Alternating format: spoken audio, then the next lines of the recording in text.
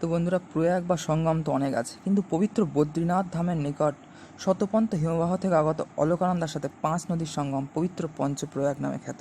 যেমন ধৌলিগঙ্গা বা বিষ্ণু গঙ্গার সাথে সঙ্গম বিষ্ণু প্রয়াগ নামে খ্যাত, নন্দাকিনীর সাথে নন্দপ্রয়াগ, পিণ্ডারের সাথে কর্ণপ্রয়াগ, কেদারনাথ থেকে আগত বা কেদারনাথের নিকট থেকে আগত মন্দাকিনীর সাথে রুদ্রপ্রয়াগ ও গঙ্গোত্রীর গোমুখ হিমবাহ থেকে আগত ভাগীরথীর সাথে দেবপ্রয়াগ।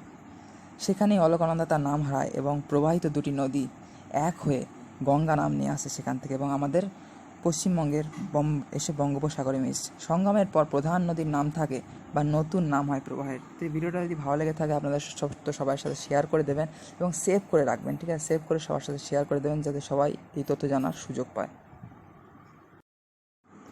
বদ্রীনাথ ধামের নিকট শতপন্ত হিমবাহ থেকে আগত অলকানন্দা এবং গঙ্গোত্রীর নিকট গোমুখ হিমবাহ থেকে আগত ভাগীরথী দেবপ্রয়াগে এসে মিশে গঙ্গা নাম নিচ্ছে এবং মিলিত প্রবাহ পশ্চিমবঙ্গের বঙ্গোপসাগরে এসে মিশে গঙ্গাসাগর নামে অভিহিত হচ্ছে।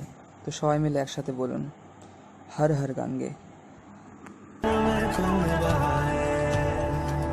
हर हर गंगे